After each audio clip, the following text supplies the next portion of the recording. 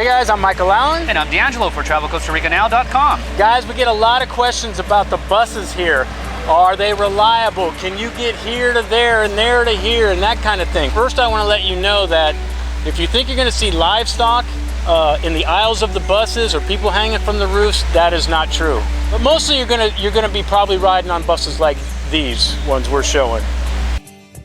You can go anywhere in the country you want to go to. If you want to go from the Caribbean side of Costa Rica all the way to the Pacific side, it is doable by bus. Now, the only thing that would maybe, make it not reliable is the regular stuff like traffic jams, the roads, maintenance. We have, because of a bus breaking down, we have sat in a town for 3 or 4 hours waiting for the bus to get fixed. And a lot of times you can see the semi-truck drivers driving around. They have hammocks underneath their rigs. Yeah, there's a reason for those hammocks, guys. So now there's different kind of buses you read about. You read about the express bus, which is supposed to be the bigger, nicer bus or a quicker bus. And then they have the local buses, which are more not really chicken buses, but they're like more run-down buses, older buses. And then you see things called directo, which kind of leads you to believe that you can get from one place to another quicker without many stops. Well, I can tell you, that's not true. Necessarily true. You can literally stop everywhere. The express buses stop literally every 5 minutes. 5 minutes? 10 seconds. They let people off to go buy food. Yeah, look at this video here. This lady, she asked the driver if she can get off the bus at this store. She got off, went out shopping, came back on the bus. Everybody waited for her. The whole time the bus waited. And if you have to go to the restroom, just tell the driver, he'll pull over and let you go to the restroom on the side of the road somewhere. Yeah, it's definitely Porta Vida on the buses. Yes. But now, okay, and like the buses, the array of different buses here, there's also better bus stations and not so good bus stations. Now, San Ramon, pretty good. Ramon, nice. There's bus stations in San Jose you definitely want to be leery about and watch your stuff. Smaller places like here in La Fortuna, where the bus station is small enough to fit 1, maybe 2 buses. Now, one of the worst bus stations in the country is in San Carlos, also known as Ciudad Quesada. Now, you go in there, it is not user-friendly. The buses are all lined up. You don't know if they're lined up correctly. The signs are terrible.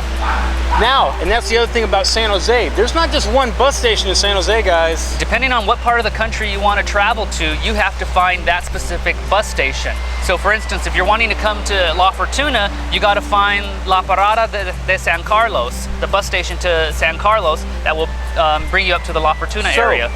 You want to do your homework before you come so you can kind of get acclimated to how the buses go, where do you pick up stuff. Definitely. We'd also say if you're in country, you might want to visit the bus station the day before. A lot of times the routes are up on boards like this one that we have in Fortuna, but those are kind of common throughout the country.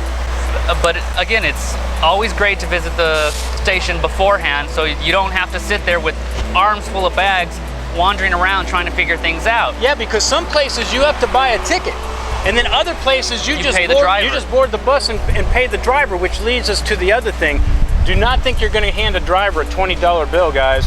You need colones. They you want small change. They want smaller bills. You won't be boarding if you try to do a $20 bill for the most part. And if you haven't seen our other videos, check them out, because we've talked about it numerous times. Your luggage on the bus is never guaranteed safe. You have to keep an eye on it. The buses get packed like sardines. There's literally like people standing in the aisle while you're driving around the country. And those people are right up against each other throughout the entire ride. And it can get somewhat distracting. And a lot of times your luggage mysteriously walks off the bus. Oh, which also leads you to think, when the buses are crowded, don't be surprised if you have an ass in your face for 2 hours. Okay, it does get crowded. Now, the biggest thing, I'd say one of the biggest things we get asked about, people that are only traveling down here for like a week or 7 to 8 days, but they want to crisscross the country. They want to see all of Costa Rica, and they're going, can I do this by bus?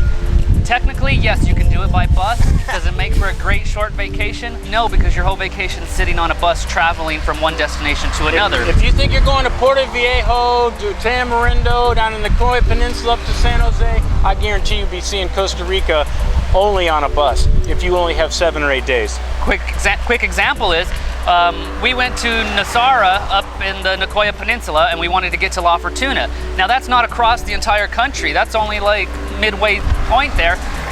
We had to take the bus from Nosara to La Fortuna was four different buses, take over 10 hours to get there. So a lot of times when you're looking at the forums, you're seeing driving time in rental cars and cars. Well, if you're on a bus, it's probably going to be double? At least if not double. More. So seriously, if you're backpacking fine and you got a month and a half to roam the country, I'd say the buses are a great option. That'd be a great option if you have all that time. But if time is of the essence, leads us to our next thing. Shuttle buses. They have plenty of shuttle buses around Costa Rica. And they leave from all the popular tourist destinations. Every day. Every day they leave. Now you're going to pay a little bit more for your convenience. Yeah, prices on those can go up to upwards to $40 one way. Or more. Or more.